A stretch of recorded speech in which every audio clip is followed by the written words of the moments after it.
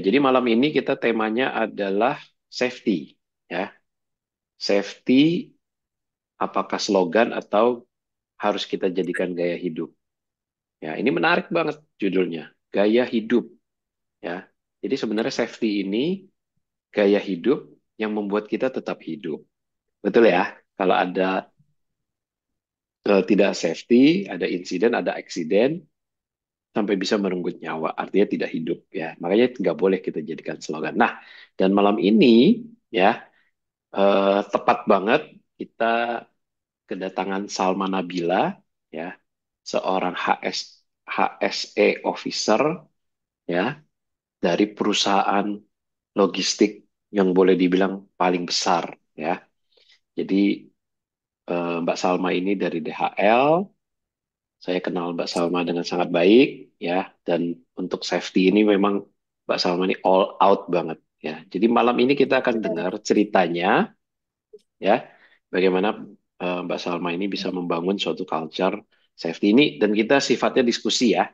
Kita sifatnya diskusi, ada slide memang untuk guide diskusinya ya. Anytime di dalam podcast ini ya, silakan teman-teman raise hand ya. Jangan chat di komen ya. Chat di komen itu tidak berlaku untuk podcast. Raise hand aja ya, langsung kita ngobrol tanya jawab, langsung misalkan ada cerita di tempat kerja teman-teman bagaimana menghadapi suatu kasus safety ya. Mbak Salma ini orang yang tepat banget. Oke, saya akan share screen. Sebentar, saya cek dulu tadi PPT-nya ada di mana. Oke,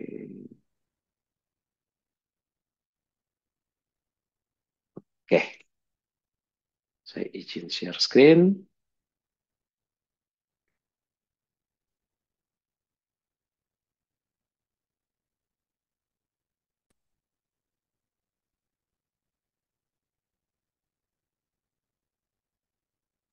Ya, Oke, sudah terlihat? Sudah terlihat sudah, ya? Oke, sudah Pak, sudah silakan. terlihat. Oke, sebelumnya ada peribahasa nih.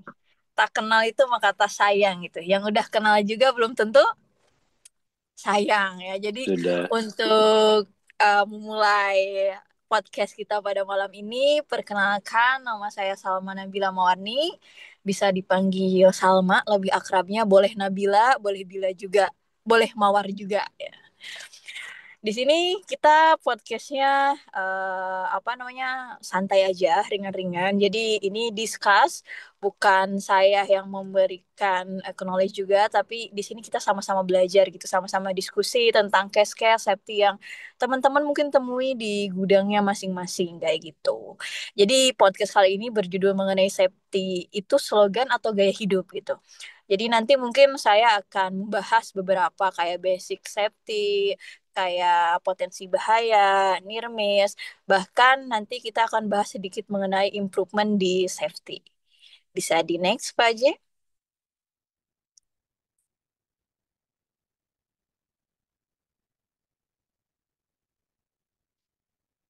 Bentar-bentar, kok nggak mau next ini? Nah, udah. Oke, nah ini perkenalan lanjutan. Perkenalkan lagi ya, ini lebih detailnya. Saya itu lulusan Universitas Jenderal Sudirman dan Universitas Pelita Harapan.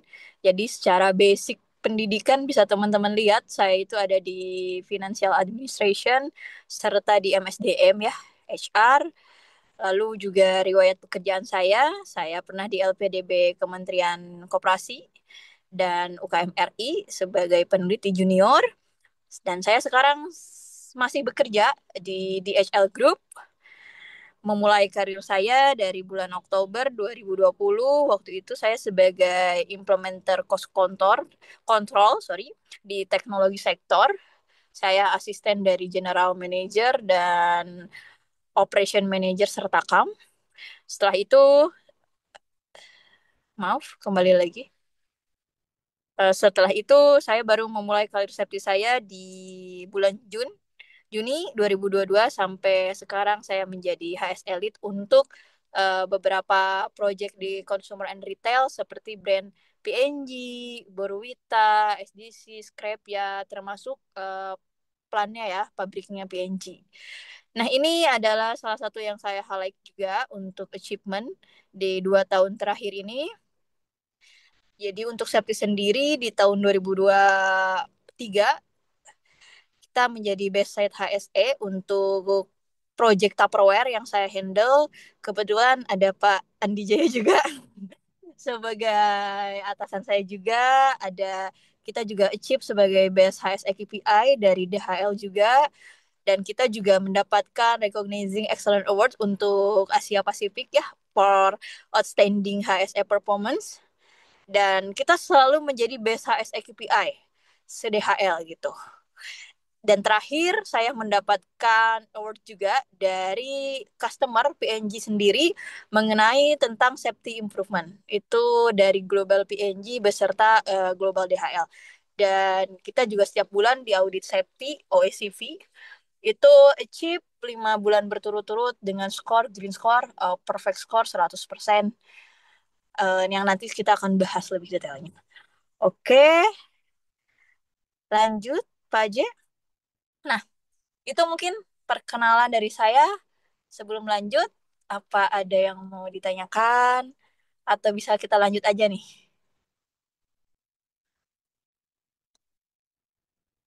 Lanjutkan. Lanjut berarti ya, oke. Jadi ini safety itu slogan atau cara kita untuk hidup gitu.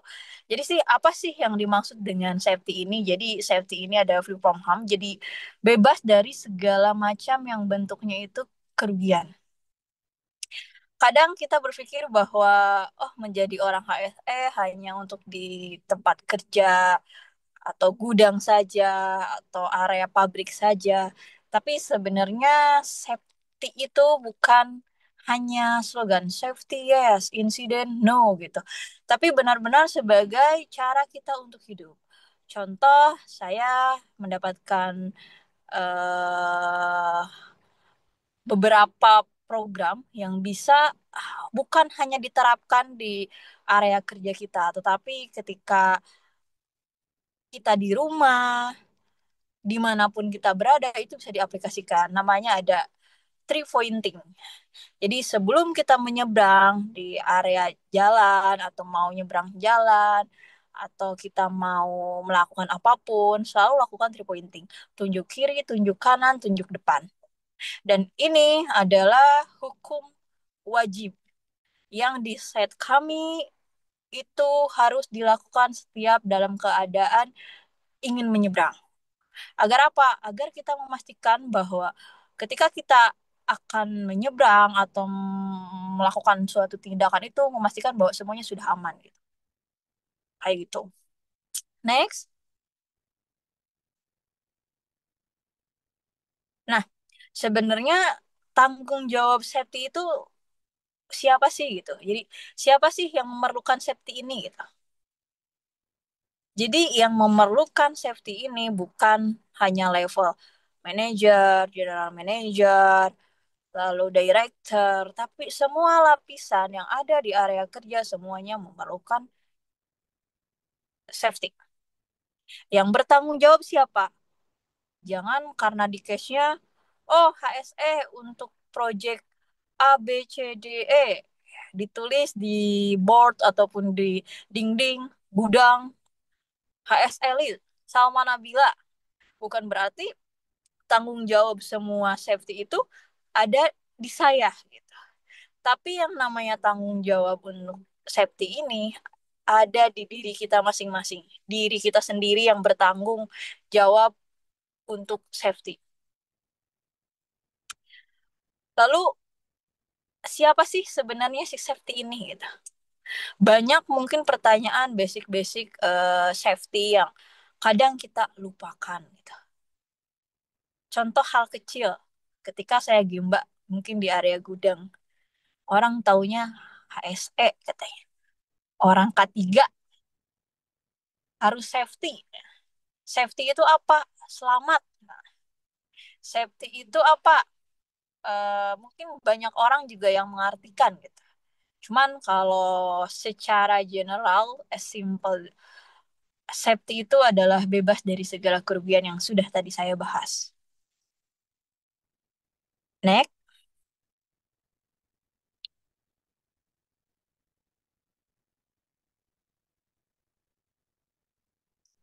Nah, ini kita lanjut. Tadi kita sudah membahas tentang basicnya nih. Apa itu safety? Lalu safety itu tanggung jawab dari siapa? Bagaimana nanti safety bisa diaplikasikan di kehidupan eh kita sendiri. Nah, sekarang yang namanya keselamatan itu selalu berdampingan dengan safe dan unsafe. Nah, kenapa sih unsafe atau kecelakaan, insiden, eksiden itu bisa terjadi? Nah, ini bisa dilihat, ini adalah piramida kecelakaan kerja. Bisa dilihat di bawah, paling bawah itu ada yang namanya bahaya, hazard ya, atau tindakan yang tidak aman atau kondisi yang tidak aman. Unsafe condition sama unsafe action. Di atasnya ada near miss, itu adalah hampir celaka. Lanjut ke atasnya. Nah, ini ada dibagi dua, ada antisipatif sama reaktif. Nah, hierarki antisipatif ini yang agar tidak terjadi gitu. Makanya kan kerucut nih. Logikanya itu adalah 300 bahaya yang setiap orang laporkan itu semakin banyak, maka terjadinya fatality itu semakin kecil gitu. Makanya kayak hazard, unsafe condition, unsafe action, ataupun near miss itu ada di antisipatif. Agar apa? Agar kemungkinan terjadinya first aid, MTI, lost time injury, fatality itu semakin sedikit. Makanya dinamakan antisipatif. Kalau yang sifatnya reaktif ini ya sudah jadi gitu. Nah, bagaimana kita juga bisa memanage dan menganalisa setiap insiden investigation yang telah kita buat.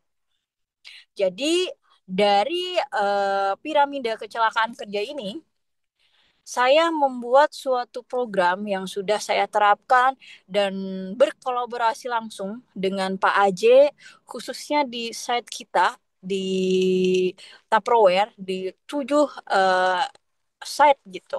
Nah, ini sebagai program percontohan untuk project-project lainnya gitu, di mana yang namanya mindset, culture, kebiasaan, behavior orang itu yang menentukan tingkatan paling bawah potensi-potensi bahaya yang harus mereka aware, mereka laporkan, mereka manage.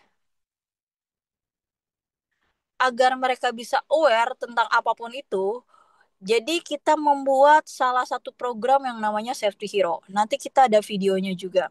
Dan itu sebagai program percontohan, program unggulan dari saya dan Pak Aji hasil kolaborasi. Dan terbukti, dengan adanya program Safety Hero ini, semua karyawan termotivasi untuk mengisi segala potensi bahaya. Goalsnya apa? Manfaatnya apa?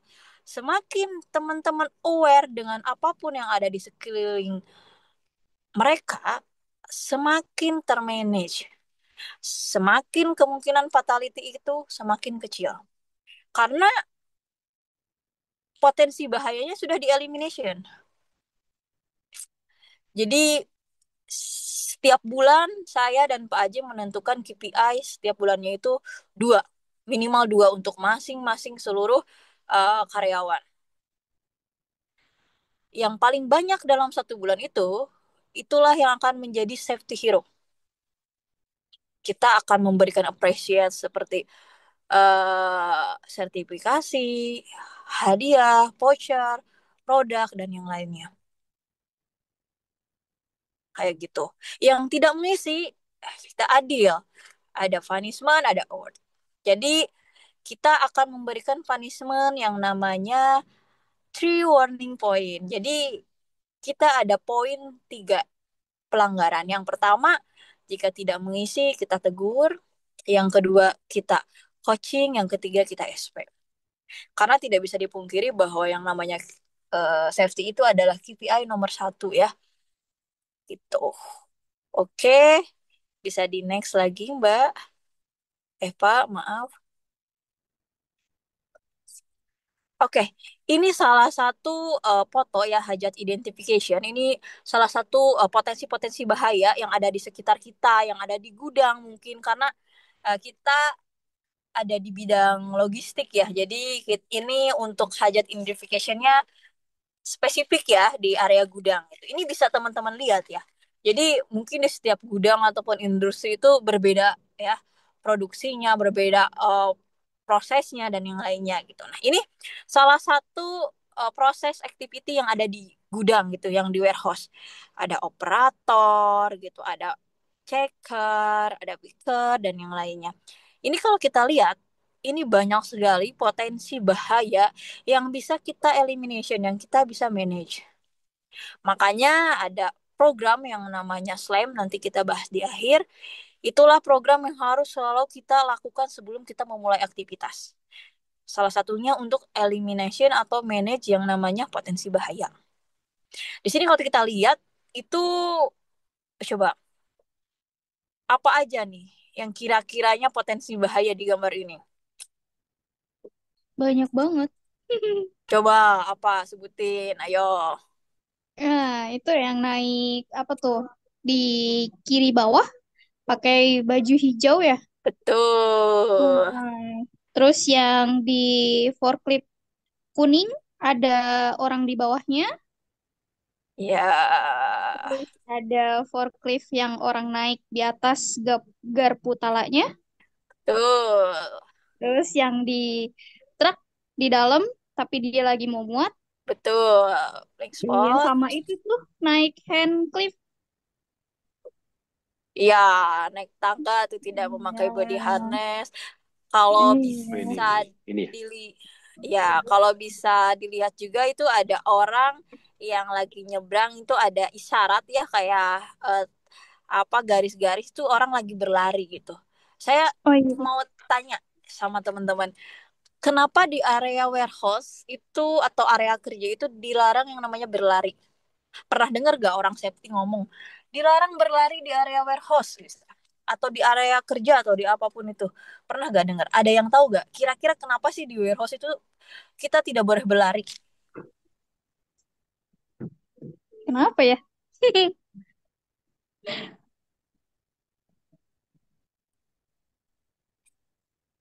Yang bisa jawab dapat sale ada. Pisang sale. Dapat. Ini siap-siap go internasional nanti. Pisang salenya gue Sponsor internasional ya. ya udah masuk ke Jepang, Korea sama Eropa. Masya Aduh. Merek Allah. mereknya Dapat apa? Mereknya apa? Mereknya? pisangku. Punya siapa ini Mbak Salma? Punya saya, jadi harus jawab dulu. Serius, Wah, saya kirim. Saya nanti kirim COD-an ya. produknya. Ayo Iya, Mbak, di kenapa warehouse dilarang berlari? Ayo. nggak boleh lari padahal bosnya suruh ayo cepet cepet ayo cepet gitu kan lari lari orang safety-nya Jadi nggak Oh, boleh lari. jadi nah, jadi itu bosnya yang biasa yang nyuruh cepet-cepet siapa nih Pak? Nah, adalah sebelum saya. Jadi kenapa sih di area warehouse mungkin teman-teman sering mendengar bahwa Oh, saya tahu kenapa di warehouse nggak boleh lari. Boleh Saya jawab. tahu. Saya jawab dulu ya. Ini jawaban ngeyel tapi di warehouse itu kan panas. Tambah lagi lari-lari. Haus ya, Pak? Bisa, apa Iya kan? Iya biar ya kan? nggak aus. jatuh nggak sih Pak? Siap. Halo, siap. Aduh. Dengan siapa ini? Dengan Firdaus Pak, kalau Pak lari-lari di Firdaus. gunung bisa-bisa jatuh Pak, licin. Hmm. Apakah sudah tepat nih? ayo bisa jatuh dua deh. Habis itu kirim alamat Mas, kita kirim pisangku.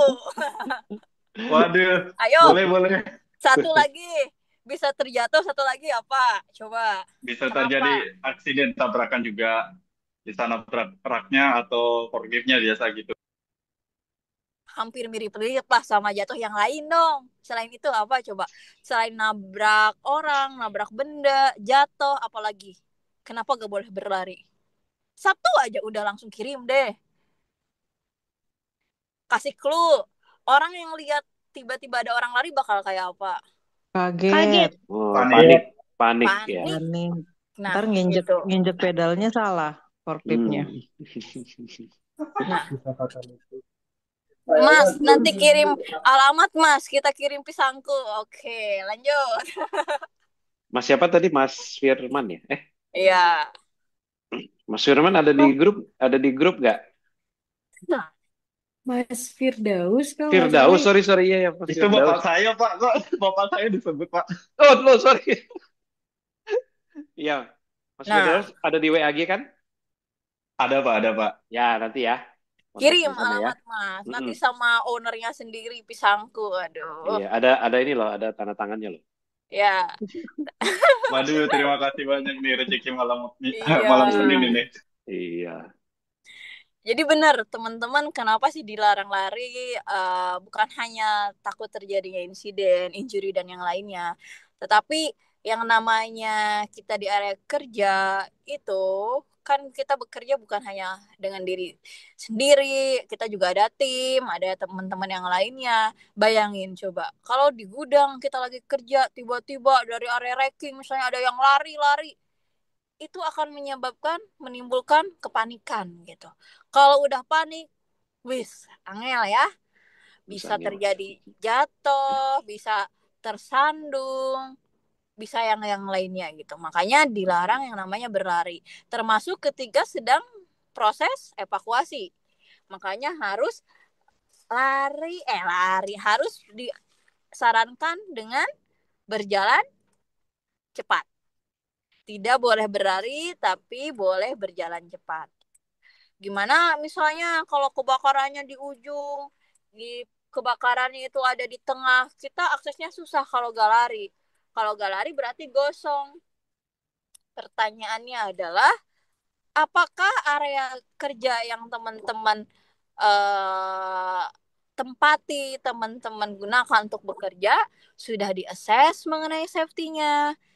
Kadang bukan hanya orang yang tidak aware, tapi mungkin manajemennya juga tidak aware, tidak menyediakan pintu emergency exit sesuai Permen nomor 4, mungkin penempatan aparnya itu tidak sesuai, minimalnya 15 meter antar apar, tapi satu gudang misalnya luasnya 10 square meter cuman ada 2 apar, kan kita nggak tahu gitu. Nah, itu salah satu gunanya untuk safety assessment.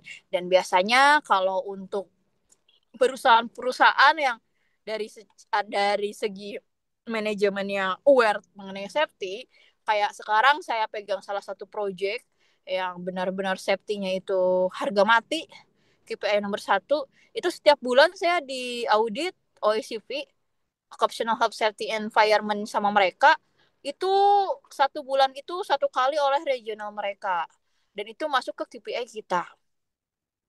Setiap bulan, bayangin, ada 9 poin checklist dari qualification sampai standar WI, SOP, dan yang lainnya. Nah, itu salah satu untuk memastikan bahwa segala tools, equipment, dan yang lainnya itu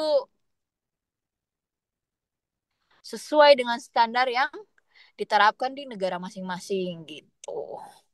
Ini juga banyak banget nih teman-teman, kalau bisa dilihat orang jalan itu di tengah-tengah itu gak boleh. Kenapa gak boleh? Karena itu bukan jalur pedestrian area gitu. Itu bukan untuk jalur pejalan kaki, tapi itu untuk jalur MHE. Itu tuh Mm-mm. gak boleh. Tapi Dan ini direkturnya Mbak waduh, Salma. iya, Oh, itu kayaknya Pak Andi Jaya itu lagi Gemba itu. ini direkturnya makanya nggak ada yang berani negor. Iya, Mm-mm. terus apalagi tuh? Itu kalau beberapa standar sih mungkin ada berbeda ya, seperti kayak bekerja di ketinggian. Menurut pemerintah di undang-undang itu 1,8 meter itu wajib memakai body harness dan permit oleh HSE. Tapi ada di beberapa site yang seperti yang saya pegang sekarang, itu tidak mengacu ke undang-undang, tapi punya SOP sendiri dari globalnya, itu 1,2 meter sudah wajib menggunakan body harness dan permit gitu. Nah, itulah yang kadang menjadi challenging ya untuk kita sebagai seorang HSE, bagaimana untuk menstandarisasi safety, apalagi seperti saya yang mungkin megang beberapa proyek yang berbeda gitu. Sulit ya, karena kembali lagi peraturan setiap perusahaan berbeda, standarnya juga berbeda, acuannya juga berbeda, ada yang mengacu ke OSA, ada yang mengacu ke ISO 45001 dan yang lainnya kayak gitu. Ada juga yang mungkin punya SOP-nya masing-masing dari global atau regional mereka kayak gitu. Bisa dilanjutkan lagi Pak J dulu. Ya, ini gambar ini sangat mengherankan saya. Orangnya tidak ada yang patuh, tapi gudangnya kok rapi banget ya. Ini ini salah apa yang gambarnya kayaknya. Besok coba kita komplain. Ya, coba di real life kayaknya nggak begini deh. Ya, biasanya gudangnya rapi, orang-orangnya aware, ya kan? Iya, Mm-mm. Ya, tapi ini untuk ilustrasi bagus ini. untuk ilustrasi. Nah, ini salah satu program behavior, namanya ada SLAM. Jadi semua sebelum melakukan pekerjaan apapun, mau admin, mau packer, mau operator, mau checker, semuanya wajib melakukan SLAM. SLAM itu apa? Stop, berhenti sejenak gitu.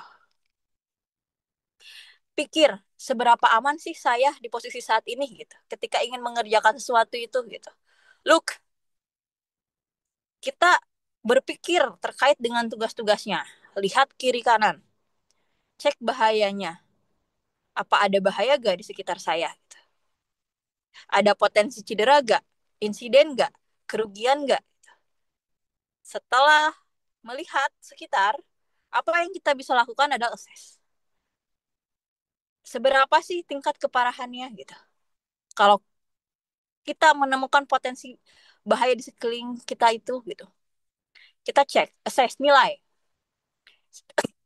Setelah itu baru kita bisa memanage. Apa tindakan lanjutannya gitu. Kadang kan potensi bahaya di gudang bukan bisa kita langsung close elimination, nggak semua. Contoh kayak ada barang di area racking yang apa namanya, yang hampir jatuh atau apapun itu, tidak semua orang bisa membereskan, termasuk saya sebagai HSE, karena responsibility yang qualification hanya operator yang punya CEO atau kimper yang bisa gitu. Berarti kalau tidak bisa kita elimination ketika ada potensi bahaya di area racking, barang hampir mau jatuh, apa yang bisa kita lakukan adalah eskalasi ke leadernya atau minta tolong ke operatornya. Makanya kita ada grup khusus untuk pelaporan potensi bahaya atau near miss di area kerja. Jadi nanti biasanya semua orang tuh berlomba-lomba untuk gemba keliling gudang.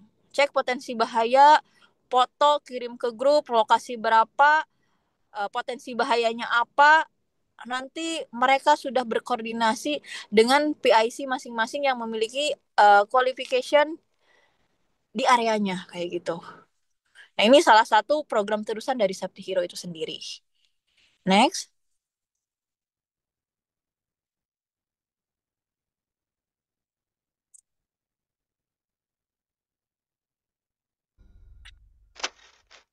Nah, ini video bisa dilihat.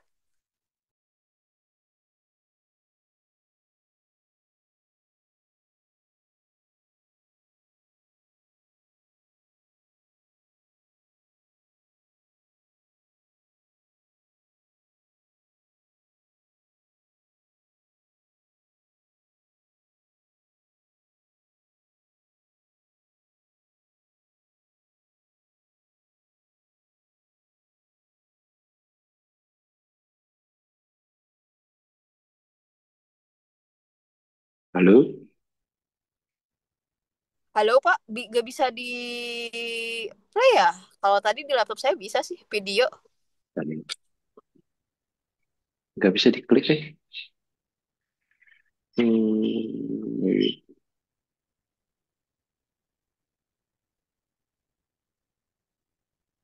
iya, nggak bisa diklik ya. Oh, gak bisa ya. Itu salah satu program improvement kita terkait safety teman-teman. Jadi ada safety inisiatif, safety hero, safety celebration, ada safety star dan yang lainnya. Ini salah satu program yang sangat aktif sebagai program unggulan yang dipakai oleh beberapa Bisa, site itu. Oh, bisa, bisa. bisa.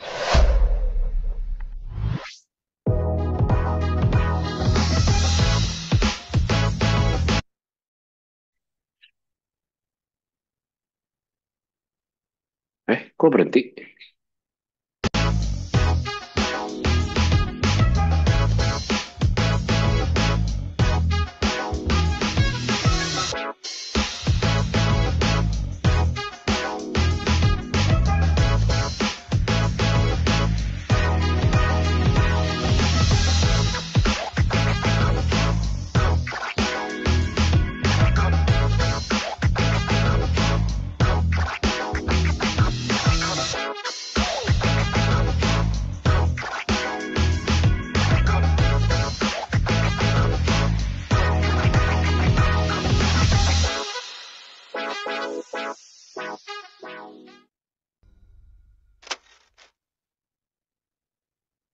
Nah, itulah salah satu program-program dari kami. Kayak itu salah satu safety celebration. Kayak kita selalu konsisten melakukan safety celebration per 6 bulan sekali per semester dengan customer.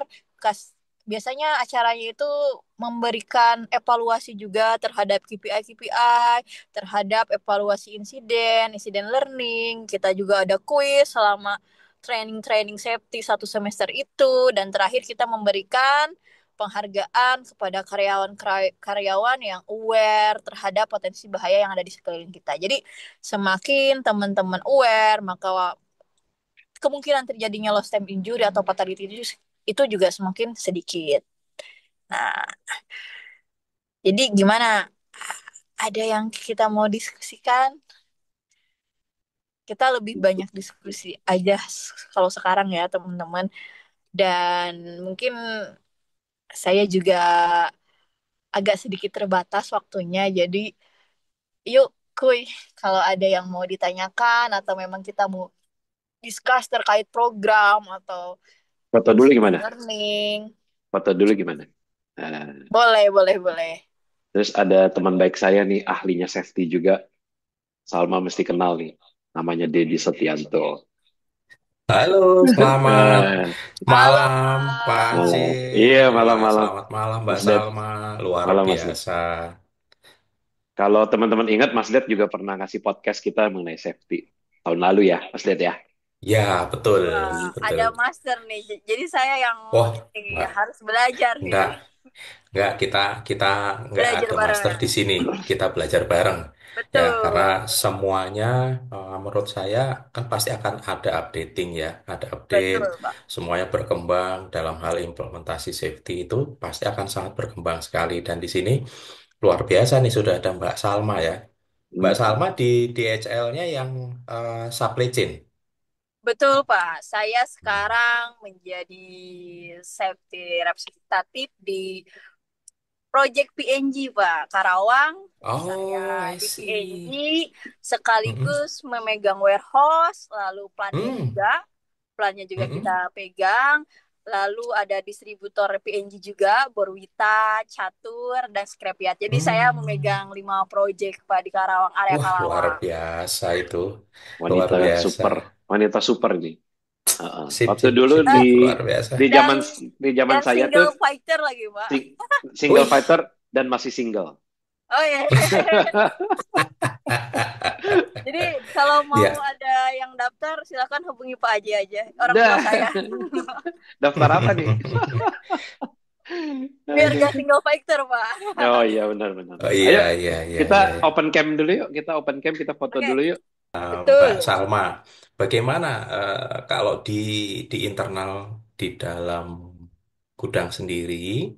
Nah, itu sejauh mana nih best practice yang mungkin sudah dijalankan di tempat Mbak Salma sekarang ya? Karena mungkin ada traffic management di dalam warehouse itu seperti apa sehingga meminimalisir adanya insiden ya, collide insiden biasanya ya yang terjadi kalau misalnya kita banyak menggunakan MHE.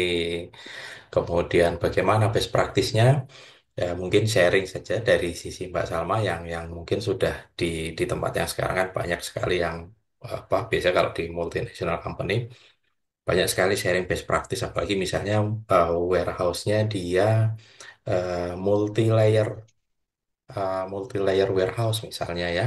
Nah, itu bagaimana tuh prevent dan apa saja yang possibility insiden yang mungkin mungkin dari sharing di internal itu possible dan paling sering terjadi di di typical warehouse yang seperti itu. Mungkin feel free ya, Mbak Salma. Siapa? Menarik sekali nih untuk pembuka diskus kita pada malam hari ini gitu. Nah, jadi kebetulan juga ini saya baru memegang area MUP Karawang ini baru 7 bulan ya Pak ya. Sebelumnya saya memegang Mhm, proyek-proyek yang ada di Cikarang. Untuk case customer yang saya handle sekarang ini sangat-sangat berbeda dengan mungkin proyek-proyek lain yang mhm, pernah saya tangani. Karena kembali lagi ya standar dari masing-masing perusahaan juga berbeda gitu. Apalagi mhm, di sini dalam satu gudang itu terdapat multi user juga yang tadi Bapak sampaikan ya. Jadi kita mhm, juga gudangnya tuh di sana terbagi 3 warehouse ABC, ada warehouse dari distributor centernya sendiri, ada ke distributor lainnya juga. Nah, di sana juga plannya juga langsung ada di area tersebut gitu. Jadi jelas traffic untuk operator, bahkan di sana bukan hanya operator ya Pak ya, tapi di project yang sekarang saya tangani itu sudah berbasis robotik ya, kayak IV ya, kayak palet yang bisa jalan sendiri ya menggunakan sensor. Nah, ini salah satu improvement tapi bisa menjadi meminimalisir tabrakan MHE, tapi bisa jadi juga malah kebalikannya gitu. Kenapa? Karena kalau kita tidak proper assessment safety-nya dari awal, tidak dipisahkan antara jalur robotik dengan operator, jelas itu akan meningkatkan potensi insiden kecelakaan, eksiden itu akan terjadi. Makanya setiap apapun improvement yang akan kita lakukan jelas perlu yang namanya safety assessment terlebih dahulu gitu. Jadi contohnya itu mesin IV ini di kita masih di satu jalur Pak dengan MHE, RR, PM, SPG, LPG dan yang lainnya. Nah, ini sering terjadi ketika tiba-tiba si robotik IV ini yang membawa barang ini tiba-tiba kan pakai sinyal error. Jadi tiba-tiba berhenti. Kadang kalau si palet ini tidak membawa barang akan blank spot. Operator tidak melihat bahkan sensornya kadang tidak terdeteksi. Kadang kesenggol, kadang juga tiba-tiba berhenti, operator mau nyalip pakai PM, tiba-tiba alatnya maju sendiri, yang akhirnya mungkin operator malah jadi banting setir ke arah lain dan yang lainnya gitu. Makanya ini improvement ini sedang kita assess lagi terkait jalurnya gitu karena ini sedang dalam masa percobaan untuk dibuatkan jalur khusus gitu. Kembali lagi ya yang namanya improvement pasti sekecil apapun pasti ada resikonya gitu. Nah, beberapa safety best practice yang telah kita lakukan terkait agar kita meminimalisir yang namanya insiden itu, salah satunya selain ada improvement dari engineeringnya seperti tadi kita sudah robotik, lalu secara mindset and culture-nya juga kita ada health check untuk semua operator itu kita cek CCTV random, kita cek segala behavior seperti blending, menggunakan one step bukan two step dan yang lainnya. Itu ada rapot masing-masing. kita semua karyawan yang ada di set kita itu punya rapot masing-masing. Namanya rapotnya 3 warning point. Itu punya. Jadi kalau teman-teman ada yang melanggar terkait behavior dan itu masuk kategori minor seperti tidak melaporkan hajat setiap bulannya ataupun tidak melakukan 3 pointing, tunjuk kiri kanan depan sebelum menyeberang, itu bisa masuk ke rapot 3 warning point. 1, teguran. Yang kedua, mengulang lagi coaching. Yang ketiganya langsung SP. Setiap karyawan memiliki rapot. Selain itu, apalagi khusus untuk operator di kita, memiliki SEO tingkat 2 itu wajib. Untuk segala jenis kayak forklift, SPG, LPG kan bisa tuh pakai SEO tingkat 2. Nah, di kita tuh ada qualification lagi, Pak. Jadi bukan hanya wajib terkualifikasi SEO, tapi wajib memiliki KIMPER, kartu izin mengemudi perusahaan. KIMPER ini, nanti si operator yang daftar ke kita telah memiliki SEO, kita harus qualification lagi menggunakan melalui tim maintenance kita. Nanti setelah kita tes, kita qualification, terbitlah si KIMPER, kartu izin mengemudi perusahaan ini. Jadi dispesifikin lagi, walaupun secara SEO itu dia bisa menggunakan forklift atau alat PM, tapi kalau hasil dari qualification tim maintenance kita itu hanya bisa menggunakan PM, maka alat yang bisa mereka pakai adalah PM. Ini salah satu maksudnya awareness dari tim manajemen dan salah satu cara untuk mengklasifikasikan beberapa operator yang mungkin notabene kita di multi user ya berlalu-lalang antar warehouse itu alat juga beragam, ada SPG, LPG, RR, ada robotik juga. Jadi untuk mengqualification operator ini salah satu program improvement yang bisa kita lakukan kayak gitu. Jadi kita punya KIMPER juga khusus tim maintenance yang qualification juga. Iya Lalu sih. Jadi KIMPER itu yang nerbitin perusahaan ya. betul, internal tim maintenance khusus kita, Ya, Pak. itu ide bagus sih karena kalau analoginya ya kalau misalnya kita punya SIM ya tapi setiap orang yang punya SIM tuh belum tentu bisa nyetir ke arah Cakung, Tanjung Priok gitu ya, banyak-banyak kontainer itu belum tentu, ya kan? Jadi makanya dispesifikin lagi ya kan, sesuai dengan kebutuhan atau kondisi yang ada di perusahaan gitu kan ya. Ya itu ide bagus sih. Betul, Pak. Dan di KIMPER juga ada rapotnya juga, Pak. Jadi operator itu double. Ada 3 warning point, ada di KIMPER tuh ada bolongan juga 3. Misal ketika kita checklist health check ke lapangan, operator tidak membawa SEO dan KIMPER saat mengendari alat, itu sudah kita bisa Warning. bolongin KIMPER-nya. Oke. Nah, Wah. makanya ini salah satu komitmen dari customer kita juga, dari regional mereka menerbitkan mandatory audit OECV khusus untuk safety ke kita gitu sebagai 3PL mereka, dan itu masuk ke KPI manajemen kita, Pak. Jadi mau gak mau di audit safety ini ada 9 poin, salah satunya qualification, training metric, SOP, WI, standar yang lainnya harus sesuai. Dan setiap bulan mereka akan audit. Jadi memastikan ke floor juga, lalu kita juga salah satu program atau improvement yang kita punya pun agar semuanya termaintain, kayak misalnya ada perubahan untuk pallet replacement atau di mana gitu. Nah, agar semuanya termaintain, ada yang namanya change control management. Jadi change control management ini adalah setiap perubahan yang akan dilakukan, sesimpel memindahkan tong sampah ataupun dispenser, itu wajib mengajukan change control. Jadi owner area itu ketika mau masang dispenser misalnya di area warehouse A, itu mereka nanti kita sebagai orang safety memberikan prompt change control, mereka akan nulis kenapa ada perubahan itu, lalu nanti mereka harus ngirim layoutnya dan tim safety yang akan assessment mengenai resiko yang mungkin akan terjadi, apa dampaknya, impactnya seperti apa, dan nanti itu perlu approval sampai dimasukkan kepada sistem. Jadi semuanya terrecord.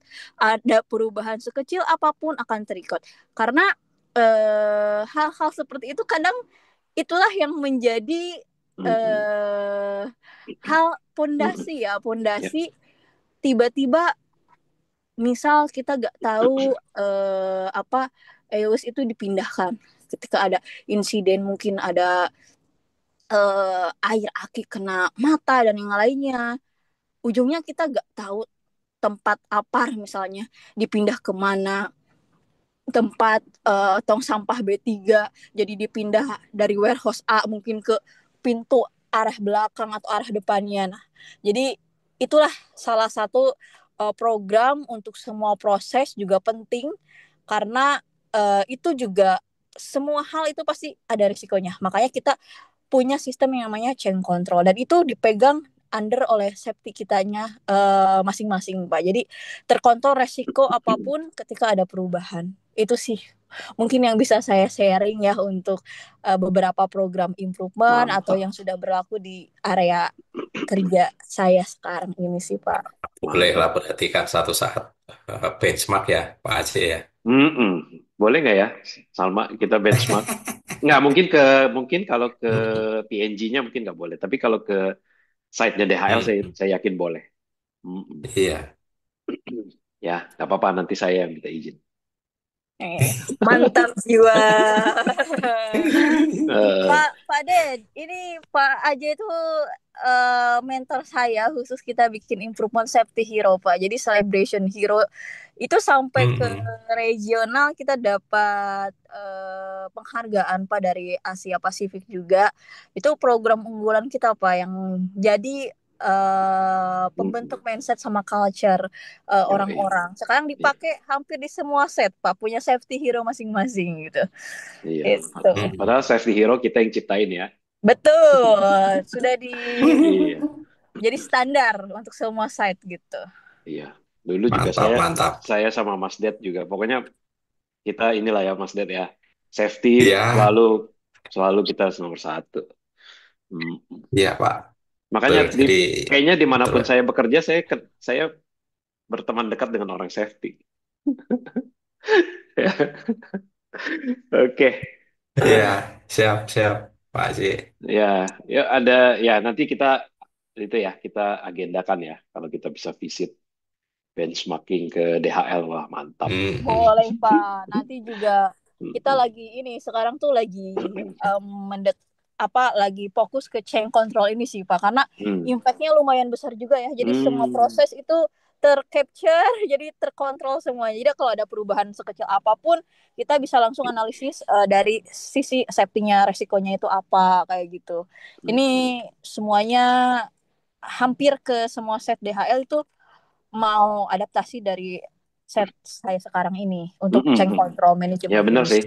Enaknya di DHL itu kan kalau ada satu customer punya suatu improvement yang kita rasa bagus, mereka bisa jadi di extend ke customer lain. Itu bagus sih.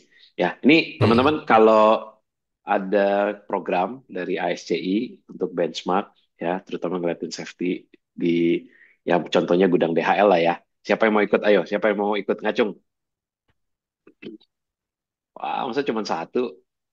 Iya. Ayo, siapa yang mau? Nanti. Siapa yang mau? Ayo, ada di Cikarang ya. Boleh, saya mau tuh Pak. Nah, yang mau nanti kita bikinin programnya. Program namanya program apa ya? Jatayu Benchmark, Warehouse Benchmark.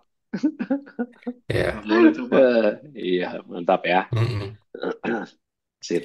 Ya, karena kalau safety itu kan lebih banyak safety environment kan lebih banyak kita melihat implementasi kondisi di lapangan versus dengan sebenarnya apa sih yang kita bisa melihatnya secara real ya Pak Aceh ya.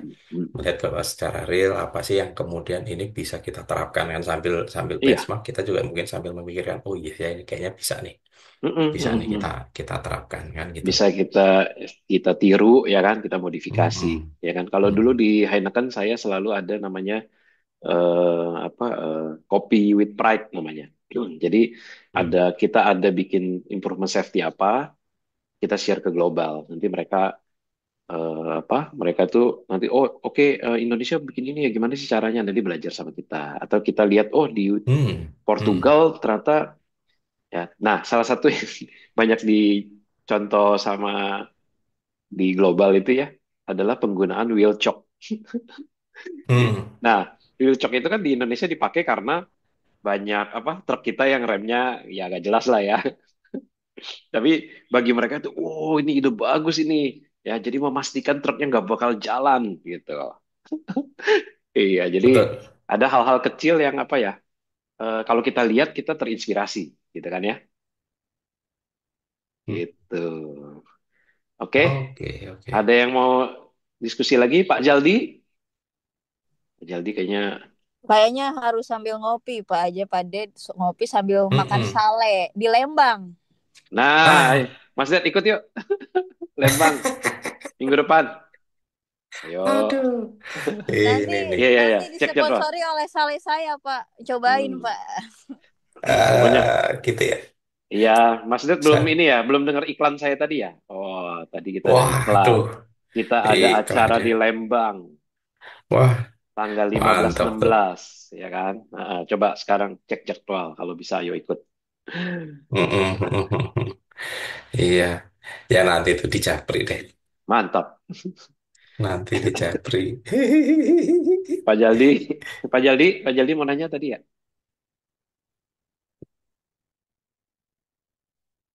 Udah unmute soalnya. Ya, boleh. Hmm. Saya izin, Pak Pak. Teguh, ayo Pak, ayo Pak. Mari Ya, Pak, mari Pak.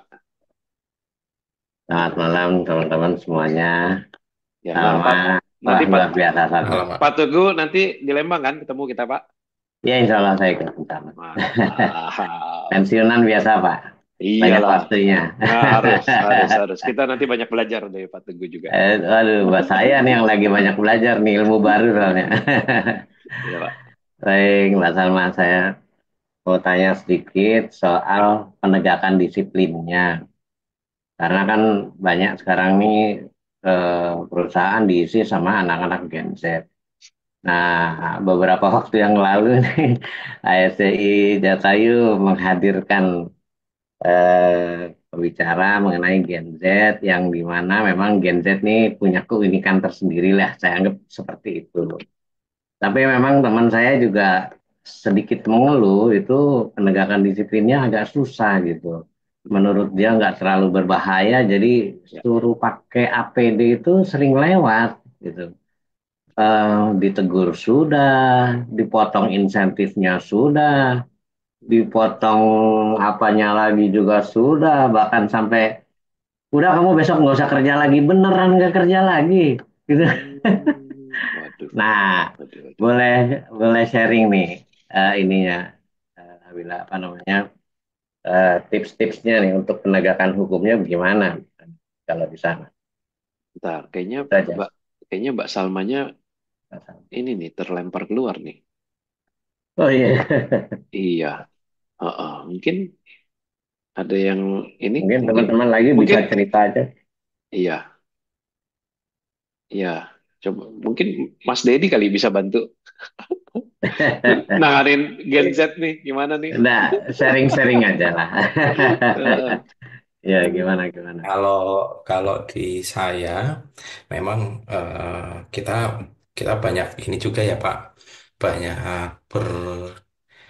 berkoordinasi berhubungan juga dengan teman-teman yang di generasi itu ya memang Iya iya. eh, salah satu tantangannya adalah bagaimana membangkitkan awareness-nya mereka. Jadi sebenarnya ini tuh apa yang kita sudah terapkan itu bukan berarti ini lebih ke kebutuhannya si perusahaan, tetapi kebutuhannya mereka sebenarnya, Pak.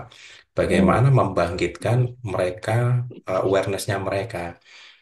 Seperti yang tadi sudah disampaikan. Jadi ini apakah gaya hidup ataukah hanya sekedar slogan ya? Jadi yang disampaikan eh, Mbak Salma ya sebenarnya mungkin ya ini lebih bagaimana kita increase awareness-nya teman-teman. Jadi kadang-kadang susah juga ya kalau misalnya itu belum sampai kepada kebutuhan mereka sendiri untuk menerapkan K3 itu sendiri.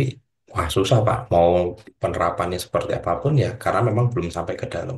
Jadi mungkin butuh butuh pendekatan juga ya secara secara personal berkaitan dengan apa yang menjadi eh, kebutuhan ya di internal di operasional khususnya seperti itu karena memang tidak mudah mengelola lintas generasi ya Pak, lintas generasi. Nah kalau mungkin generasi yang generasi tertentu ya mungkin itu akan lebih gampang dah jalan kanan kanan kiri kiri ya. Tapi kalau di generasi yang lain lah pasti akan di chasing. Kenapa harus begini? Kenapa harus begitu lah? Kan selama ini, apalagi misalnya nih Pak, selama ini jalannya ke kanan nggak ada masalah, kok harus ke kiri kan gitu, malah di chasing banyak hal. Maka memang itu yang lebih banyak apa kitanya yang kami sebagai praktisi di lapangan seringkali kita open discussion dan dari situ kita meminta sebenarnya pada akhirnya ya Pak, ketika kita sudah melakukan diskusi personal approach sampai kepada personal komitmen, ya memang akan ada konsekuensinya ya tadi. Ya take it or leave it ya Pak, seperti itu kurang lebih ya Pak.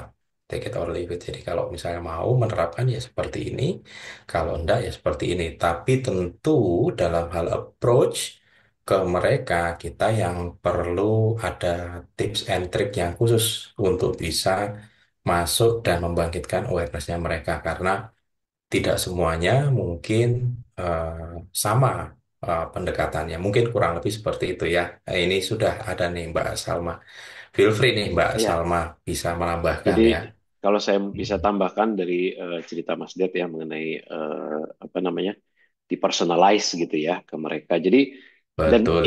dan ini enggak ini menurut saya sih agak lintas generasi karena dulu waktu saya baru pegang logistik dan saya mau meningkatkan awareness-nya tim saya, yang saya lakukan adalah saya bikin poster. Tapi posternya bukan jagalah ini itu enggak. Saya minta mereka kirim ke saya foto keluarganya. Terus saya Mm-mm. pasang di situ. Ini keluarga menanti di rumah. Dan foto mereka gitu loh. Foto mereka, Mm. anaknya, istrinya, saya pajang gitu. Terus eh, pernah juga salah satunya adalah, Pak, ini safety shoes-nya nggak nyaman. Ya udah, saya kasih budget, kamu beli sendiri. Jadi biar mereka yang ya udah, pokoknya standar kita seperti ini, ya kamu boleh beli sendiri. Ya, Pak, saya mau ada list biru, silakan. Ya, itu Gen Z kan kadang-kadang suka gitu, ya kan? Ya silakan. Yang penting kamu kasih lihat ke kita, standarnya masuk, kamu boleh beli. Jadi kita bikin agak personalize lah, gitu. Nah, mungkin Salma mungkin malah bisa lebih bantu menjawab karena Mm. Gen Z ini agak lebih dekat nih ke generasinya Salma nih. Iya. Saya Pertanyaan Pak Teguh saya tadi, saya Salma. saya masih termasuk Gen Z loh Pak Aji. Nah, itu. Jadi Pas pertanyaan ya. Pak Teguh adalah bagaimana menanamkan safety gitu ya pada generasi yang ya itulah Gen Z itu kan kadang mereka maunya bukan aturan tapi ya pokoknya maunya mereka sendiri lah gitu kan ya. Iya. Ya, Tapi kalau kalau betul. Gen Z saya kayaknya masih lebih muda lagi deh dari Gen Z Pak Aceh. Alah, kita mah Gen Uzur, Gen U. Gimana Salma? Ada pengalaman nggak Oke. bagaimana meningkatkan awareness para Gen Z ini?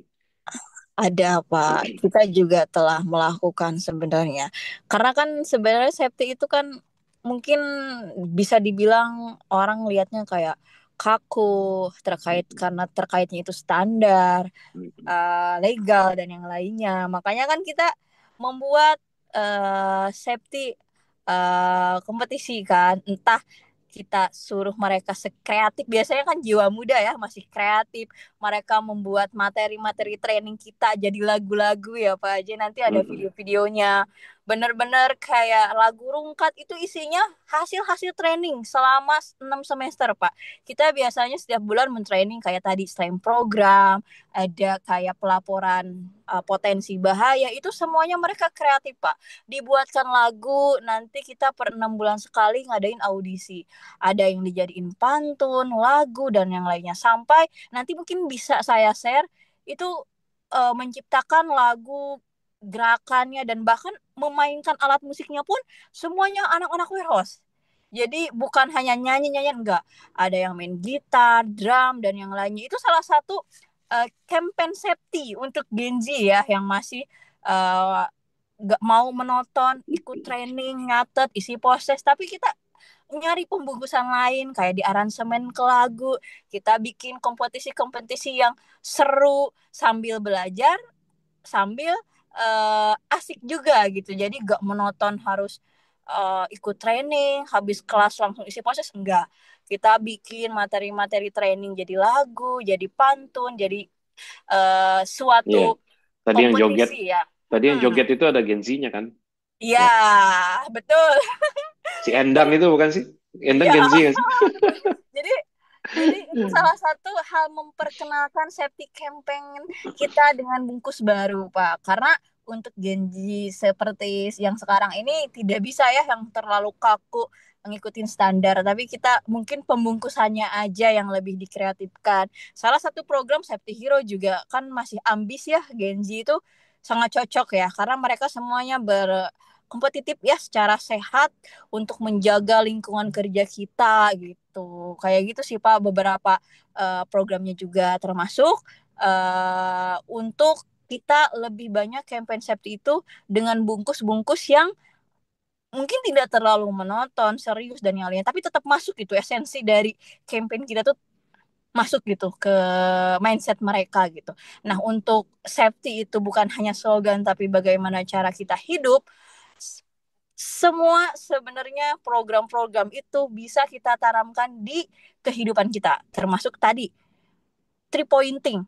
Coba nyebrang di jalan dimanapun, bukan hanya di gudang yang harus lihat kiri kanan depan, tapi saat kita mau menyeberang di persimpangan dan yang lainnya, itu kan cara kita hidup, bukan hanya slogan di area kerja safety yes, insiden no. Itu saya saking di set saya itu mandatory wajib melakukan three pointing, berhenti sejenak lalu tunjuk kiri kanan dan depan, itu saya mau nyebrang dimanapun selalu melakukan three pointing itu. Karena safety udah bukan merasa slogan lagi, tapi udah bagaimana cara saya hidup di masyarakat, di lingkungan, dan yang lainnya. Bahkan kayak kita lebih aware di rumah. Oh, kita sedia apar juga karena kan ibu saya catering. Jadi hal-hal kecil-kecil seperti itu yang mungkin awalnya saya menjadikan safety itu hanya sebuah slogan di area kerja dan yang lainnya, udah mulai masuk ke bagaimana sih cara kita hidup. Kalau di area ranking wajib pakai helm, ya kita implementasikan juga cara kita hidup berkendara bermotor, kita patuhi aturan menggunakan helm dan yang lainnya. Itu saya salah satu hal yang mungkin simple yang biasa kita lakukan secara apa namanya slogan lah ya di area kerja, pakai helm di area ranking dan yang lainnya, tapi bisa kita informasikan ke kehidupan kita. Semua program safety hampir semuanya bisa kita lakukan, termasuk Ya. selain program tadi itu gitu. Jadi uh, itulah yang menurut saya bahwa Ya. safety itu bukan hanya slogan, tapi bagaimana cara kita hidup gitu. Karena safety itu kan sebenarnya bukan untuk kepentingan perusahaan ya, untuk kepentingan kita loh sebenarnya, ya kan? Ya, perusahaan menerapkan safety itu yang mendapatkan manfaatnya sebenarnya kita, ya kan? Tuh, itu sih mungkin yang harus kita tanamkan bahwa ya perusahaan sebenarnya care sama kalian, jangan sampai kalian celaka di tempat kerja, ya kan? Tapi kita harus mengakui juga bahwa safety itu bisa tidak nyaman, ya. Makanya para orang-orang safety ini coba di-improve lagi gitu ya, gimana supaya tetap bersafety tapi tetap nyaman, ya. Gitu sih Pak Teguh. Siap, siap. Terima kasih banyak nih teman-teman semuanya insight-nya. Ya, ya. Pak Saldi ini loh tadi tuh mau nanya. Saya tahu dia mau nanya. Thank you Pak Haji. Iya, ya, Ya sih gimana, Pak, gimana? mungkin aja tadi yang barusan dibilang sama Pak Haji ya. Heeh. Kalau safety itu bukan hanya kebutuhan perusahaan ya, tapi sebenarnya kalau di kita juga bila mana ada kecelakaan kerja, kita orang safety sama orang komplain itu keteteran Pak. Iya, iya, benar, benar. Ya, pelaporan Hmm. JKK itu kan mungkin teman-teman mungkin akan tahu lah ya. Ya, Bila mana ya. terjadi kecelakaan kerja, Mm-mm, mm-mm, pengurusan JKK itu mm-mm, eh, Indonesia tuh cukup rumit lah Pak. mm-mm.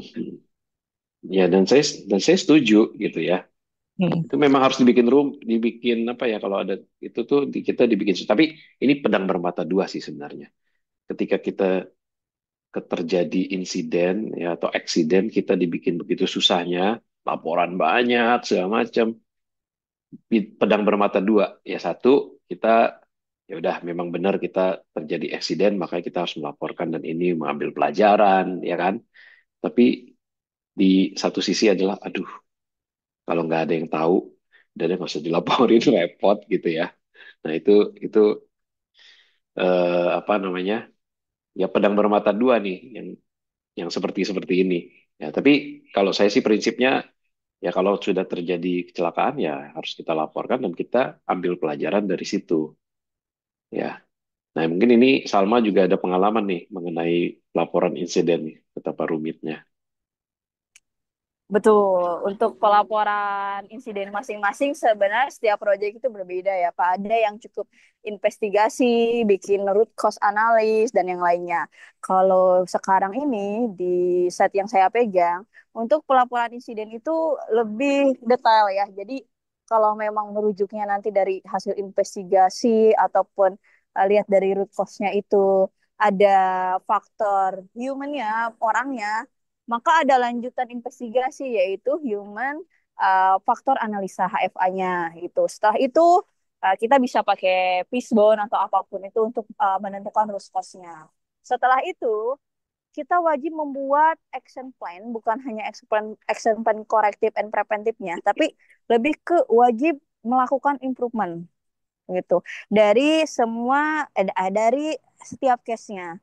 Dan setelah itu selesai, misalnya sudah close nih laporan insidennya, barulah kita wajib membuat insiden learning PPT dan wajib ditrainingkan ke semua karyawan yang ada. Itu wajib ada post testnya gitu. Dan itu pun masuk ke poin audit bulanan yang akan diaudit oleh customer. Jadi uh, lebih rumit dari project-project yang pernah saya tanganin gitu.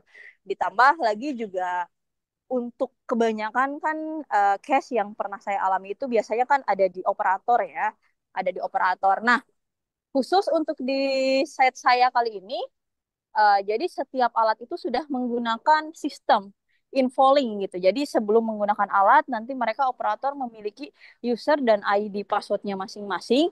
Jadi kalau ada impact kayak misalnya apa alat nginjek serpihan palet kayu atau misalnya nyenggol bulnos atau nabrak atau misalnya si poknya itu nyenggol ke palet itu nggak bisa bohong, operator nggak bisa nggak ngelapor karena apa? Karena ada sensornya, otomatis alat akan mati sendiri dan itu akan clock. Yang bisa membuka kuncinya hanya HSE dan tim maintenance, dan itu terrecord semuanya ke sistem, termasuk melakukan blending ya, one step ketika sedang manuver itu masuk ke sistem semuanya kayak gitu. Jadi itu sebenarnya benar ya, kadang eh, dilaporin nanti ribet, nggak ngelaporin nanti gimana, tapi yang saya pahami sekarang adalah kita fokus ke yang hierarki piramida itu. Laporkan setiap potensi bahaya agar insiden-insiden itu kemungkinan tidak akan terjadi gitu. Kemungkinannya kecil kayak gitu sih Pak. Itu saja sih mungkin yang bisa saya share. Iya sih benar. Eh, oh nggak muncul. Nah ini. Kelihatan nggak ini siarannya? Yang antisipatif sama reaktif ini. Makanya kalau di tempat saya ya, saya lebih suka KPI itu saya taruhnya yang antisipatif ini. Karena ini yang apa ya, eh, indikasinya kalau kita taruh ini ya, ada kecenderungan kalau nggak ketahuan nggak usah dilapor gitu kan. Kayak misalnya kita bilang oh zero LTI misalnya, ya kan? Kalau begitu ada satu udah jelek tuh KPI-nya kan. Ini mah manajemen nggak akan tahu lah, udah kita umpetin aja gitu kan. Nah itu saya untuk menghindari itu saya bobotkan lebih banyak di sini, di bagian bawah nih ya. Jadi pelaporan pelaporan, jadi yang antisipatif, yang bisa mengurangi resiko itu yang kita berikan bobot yang lebih besar. Kalau di saya sih seperti itu.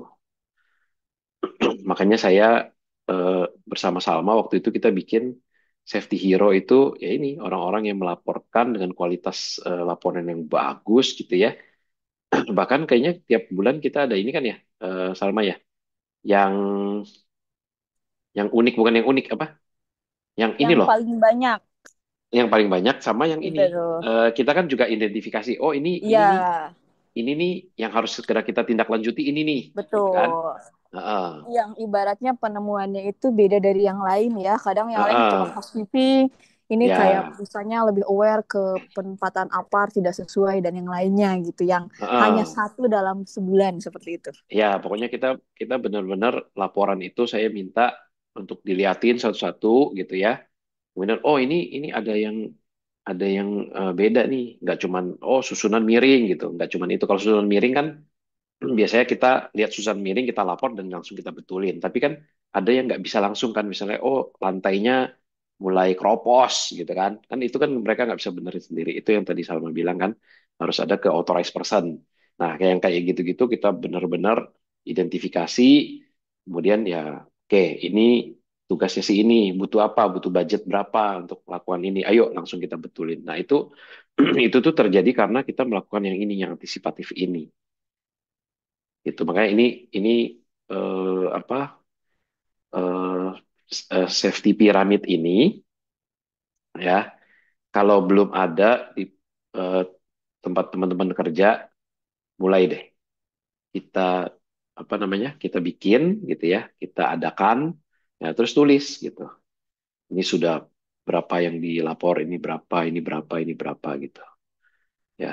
Ini bagus banget ya daripada hanya menulis sekian hari tanpa eksiden gitu ya. Nah, itu kan kebanggaan kita kalau tidak terjadi eksiden. Kita juga perlu berbangga ketika kita banyak sebenarnya melakukan atau melaporkan potensi bahaya dan kemudian menindaklanjuti. Ya, makanya piramida ini kalau belum ada di tempat teman-teman ya, bikin deh. Ya, jadi ini apa bikin box gitu yang bisa dimasukin angkanya gitu lah. Ya, gitu. Oke, lanjut diskusi. Pak Tama, Tama, Yo, Pak Haji. gimana ini? Kok orangnya nggak muncul? Kenapa, kenapa Pak Haji? Kok Gimana, orang, gimana? kok orangnya kok nggak muncul? Gimana Pak Haji? Seru kayaknya ya. Iya, gimana Ada, ada? ada ada Mas Dedi juga tuh ngikut ya, luar biasa nih. Iya, mantep makanya. Itu Pak Saldi Lebih juga luar kayaknya, biasa lagi. Hah? Kenapa? Pak Saldi juga kayaknya orang HSE. Ya, Beuh, dugaan saya ya. luar biasa. Dugaan, dugaan. Dugaan apa, Iya. apa tuduhan tuh? Kalau Mbak Ya, Ziza juga ya, kayaknya ya. ada hubungannya dengan safety nih. Ini orang-orang yang masih stay Wah, nih ada hubungan sama safety semua nih kayaknya nih. Ya kan? bener, bener, bener. Seru ya. Lebih seru lagi kalau Mas Dedi ngikut di Lembang tuh. Wah, Aduh, mantap. ngikutin di top juga itu ya. Tambah Yo, satu lagi itu. iya. Wah, luar Makanya, biasa, luar makanya biasa. Eh, udah saya Udah saya bilang makanya Mas Ded coba langsung cek agendanya, ya kan? Eh, Benar, eh, benar, benar. ayo, ke, iya, seru lah nanti di Lembang itu seru banget. Benar. Mm. Nah, saya punya pertanyaan sih ke Mas Dedi sama Mbak Salma. Satu pertanyaan aja. Bagaimana sih Hmm. peran pemerintah sekarang terhadap safety yang ada di perusahaan-perusahaan di Indonesia gitu? Kok peran pemerintah itu kayaknya masih minim ya? Menurut saya loh ya, Mas Dedi ya, Mbak Salma ya, gitu. Nah, gimana Mas Dedi, Mbak Salma? Oke, kalau dari perspektif saya, Pak, memang masih sampai dan hari ini ya, em, masih kurang lebih sama lah dengan apa yang mungkin Pak Tama yang Pak Tama rasakan ya. Tetapi eh, saya melihat memang ada karena yang baru ya kita bolehlah menaruh harapan ya lebih baik lagi, mengingat menteri yang baru ini kan juga sebenarnya akademisi juga, Pak. Akademisi juga di bidang salah satu mata kuliah di bidang K3 ya. Semoga juga beliau bisa membawa perubahan yang lebih baik seperti itu, Pak. Hanya memang peranan pemerintah sejauh mana ya ya masih normatif seperti yang periode-periode yang sebelumnya sampai dan hari ini ya kalau menurut saya.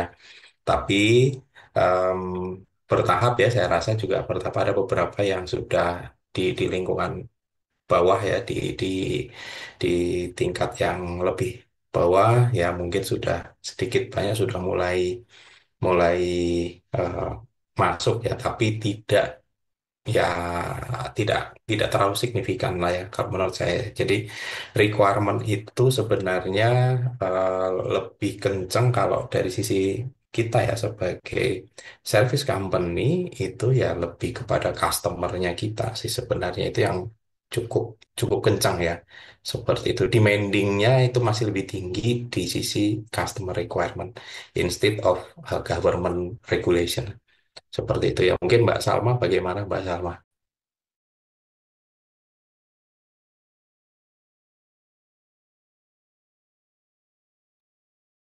Ya benar sih. Yang saya Mm-mm. rasakan juga seperti itu. Jadi kayak apa ya? Kayak peran pemerintah ini kok nggak terlalu terasa, ya kan? Karena ya Iya. dari beberapa perusahaan yang saya masuk, saya juga pernah di TPL. Kita bandingkan beberapa customer, ada yang requirement-nya sangat-sangat tinggi gitu ya. Ada yang tidak, Mm. ada yang tidak ada requirement sama sekali, gitu kan? Iya. Jadi ya terlihat bahwa biasanya perusahaan multinasional yang requirement-nya tinggi Iya. karena di Iya. level globalnya minta seperti ini. Yang biasanya Betul. kalau kita cek requirement mereka sama requirement standar nasional kita, standar, apa mereka jauh lebih lebih ketat Jauh gitu lebih ya. tinggi. Mereka jauh lebih Jauh tinggi. lebih tinggi. Mm-mm. Betul. Ya, iya sih, Betul. betul sih. Iya, Ya. ya. Kayaknya pemerintah itu kayaknya sekedar memberikan apa ya, semacam pelatihan aja ya. Tetapi untuk lebih ke monitoring perusahaan-perusahaan yang apa sudah menjadi gaya hidup. Nah, ini kan sesuai sama judulnya ya. Mm-mm. Itu belum gitu ya. Nah, Tapi kalau belum, kalau kita belum. kalau misalkan mau Belum ada sampai pada pelatihan, tahapan. kayaknya banyak sih gitu kan ya. Pemerintah juga pernah ada banyak Ya. program yang kasih murah-murah dan akselerasi yang biasanya kita K3 umum itu sampai 6 8 bulan ini diakselerasi sampai cuma 2 minggu gitu ya. Kan kayak gitu. Betul. Betul. Betul. Betul. Jadi, Jadi apa namanya ya hanya sebatas itu dulu kali ya. Saya nggak tahu apakah memang kekurangan sumber daya manusia, padahal manusia kita juga banyak sekali ya kayak Mas Dedi Banyak. udah profesional sekali gitu kan. Mm. Penerapannya apa gimana ya? Ya udahlah kita tunggu aja deh gitu. iya, Oke oke. kita kita kita berharap lah ya Pak dengan pergantian kepemimpinan ini ya di pemerintah pusat ini bisa membawa hal yang sifatnya positif ya untuk kita. Em, Memang apa yang dilakukan pemerintah dengan eh, segala kendala yang terjadi ya Pak, ya SDM-nya secara jumlahnya juga mungkin terbatas, secara kompetensinya pun juga tidak kalah challenging Pak. Ya kalau di pusat mungkin kita bisa melihat seperti apa, begitu Bapak ke daerah itu akan kelihatan gapnya ya Pak. Kita Betul, kita bisa betul. melihat itu gapnya cukup jauh ya. Bagaimana apa pemahaman terkait dengan regulasi, sama-sama nih kita ngomong produk pemerintah adalah regulasi. Itu pun juga mungkin interpretasinya berbeda, bisa saja berbeda. Penerapan di Betul. lapangannya pun juga sangat berbeda, sehingga itu yang terjadi di di lapangan banyak hal-hal yang mungkin terjadi abnormal ataupun kenapa di Hmm, daerah ada beberapa yang tingkat kecelakaannya cukup tinggi ya karena dalam betul. implementasinya juga mungkin begitu. Jadi ya ya ini yang terjadi di lapangan ya Pak. Mm-mm. Kalau bagi praktisi seperti kami ya kurang lebih ya tantangannya seperti itu. Betul, betul. Ya, Mm-mm. ya, ya. Ya, ya, ya. Mm-mm. Tapi tetap tidak Thank you. boleh berhenti apa Ya, Yes. berpengharapan supaya mm-mm, pemerintah kita lebih memperhatikan lagi. betul, Mm-mm, mm-mm, betul. mm-mm. Memang, memang kalau safety itu bentroknya sama culture ya, betul nggak sih? Ya, bentrok atau Contohnya gini, harus bukan, bukan. diselaraskan. Betul, betul. Ya, Maksudnya arahnya agak nggak selaras ya gitu ya. Mm-mm, mm-mm. Karena salah satu pengalaman saya waktu itu saya pernah ke pabrik gudang garam. Itu kan masih manual ya untuk apa namanya untuk ngepakin itu ya, masukin ke Linting, mm-mm, dalam linting.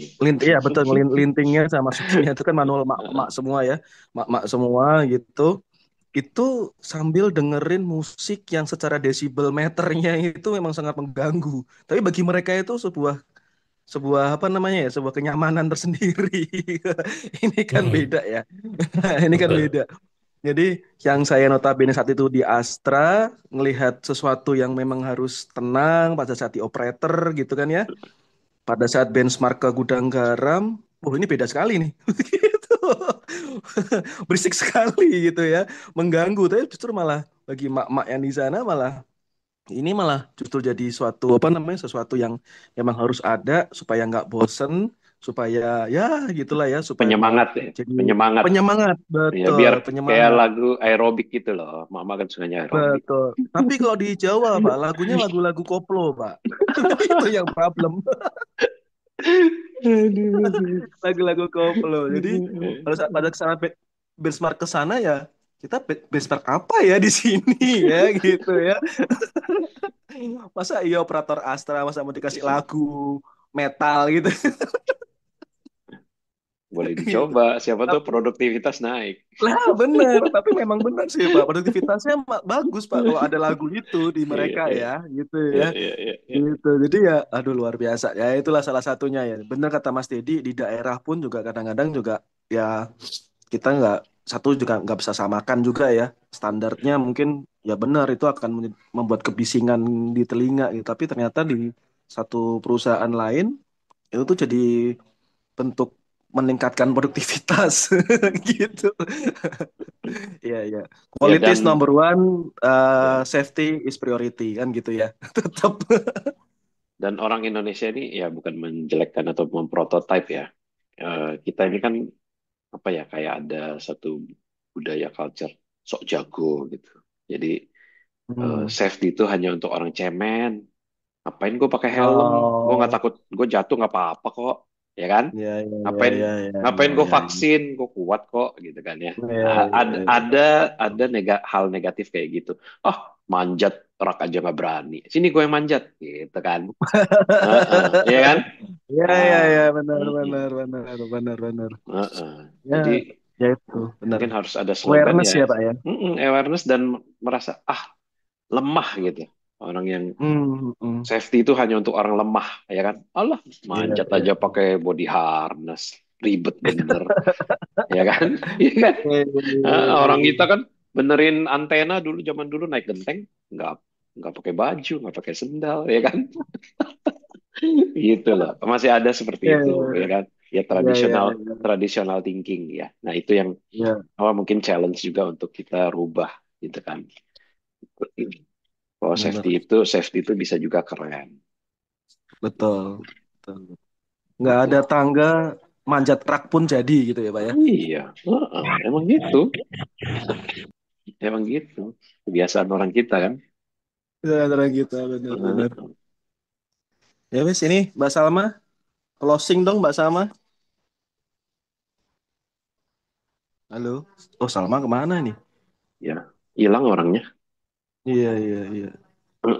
Bagaimana kalau closing diwakilkan oleh Pak Handra Tama Mas saja? Dedi. Mas Loh, Dedi dong. Mas Dedi sudah. Iya. Iyalah, bolehlah, Dedi. bolehlah, Jangan saya bolehlah, lah. boleh, boleh. Nggak kompeten ya kita ya. Saya nggak kompeten di sana. Ada orang yang lebih dan lebih kompeten daripada saya. Iya, tapi kata Mas Monggo Dedi, Mas Dedi, curang closing banget, statement Mas Dedi. curang banget, ya kan? Ditunjuk aja. Tapi kita minta tolong loh, Mas Dedi. Iya, iya, Mas Mungkin Dedi. boleh kasih penutup yang buat kita bawa pulang lah malam ini kan. Oke, terima kasih Pak Anijaya, Pak Tama ya, atas kesempatannya. Ya mungkin di diskusi pada malam hari ini mudah-mudahan menjadi insight buat kita semua ya dalam menerapkan K3 di tempat kerja kita. Eh, karena ini juga menjadi hal yang menurut saya selaras dan sejalan dengan operasional perusahaan. Karena perusahaan juga pasti berharapnya tidak ada losses, tidak ada kerugian. Karena dengan menerapkan K3 secara konsisten, insya Allah kita bisa membantu tidak hanya dari sisi perusahaan, tapi juga dari sisi rekan-rekan kita untuk bisa tetap sejahtera, ya, sehat dan selamat selama bekerja dan kembali hingga kembali pulang berkumpul dengan keluarganya. Terima kasih. Tidak banyak yang kita bisa saya bisa sampaikan ya Pak Aceh ya, mohon maaf. Jadi jadikan safety sebagai kebutuhan ya, bukan hanya sekedar slogan ataupun sekedar gaya hidup. Itu aja. Terima kasih. Mantap, thank you Mas Ded. Jadi teman-teman besok hari Senin beraktivitas kembali ke kantor, ya ingat bahwa safety itu adalah kebutuhan, ya kan? Dan jadikanlah itu sebagai gaya hidup kita. Jangan karena bos saya minta ini, jangan karena atasan saya mau ini, mau itu. Ya, jadi kembali ke diri kita sendiri, pancarkanlah dari dalam diri kita bahwa safety itu adalah memang kebutuhan dan milik kita semua. Wah, thank you, Mas. Jadi, thank you, Pak Tama. Thank you. Salma, thank you banget. Pak Salma. Saldi, Thank you Pak bisa. J, semua tim. Pak Teguh, Thank you, makasih. Pak. Ya, semua Mas, Pak Teguh, thank you. Terima kasih. Mas Ade. Firdaus, jangan Ade. lupa. Mas Firdaus, jangan lupa alamatnya untuk dikirimin di Sang Saleh. Wih, Oke, siap Pak. Iya Buat dong. alamat Adi. kantor aja ya Pak, nggak apa-apa ya. Boleh. Ini Pak Mas Firdaus di mana ini? Sekarang stay di Gresik Pak. Oh, di Gresik Cuma masih. bulan ya baru Di Gresik pindah masih Desember bisa kemarin. kita kirim. Kalau di Jepang lebih gampang lagi Salma ngirimnya, soalnya keripiknya ada di Jepang. Iya, iya. Udah ada distributor centernya di sana. Iya, Jepang, Korea sama apa, Salma? Jepang, Korea sama di mana ya? Swiss ya? Di mana sih? Wah, hilang lagi orangnya. Udah satu tahun ya Pak. Iya. Oke ya, thank you semua teman-teman. Kita ketemu lagi di acara ASCI. Minggu depan kayaknya kita nggak ada podcast karena kita acara Lembang ya. Iya. Jadi sampai ketemu di Lembang, Pak Teguh sama Mas Dedi. Saya tunggu. Next. Oke, thank you. Selamat malam.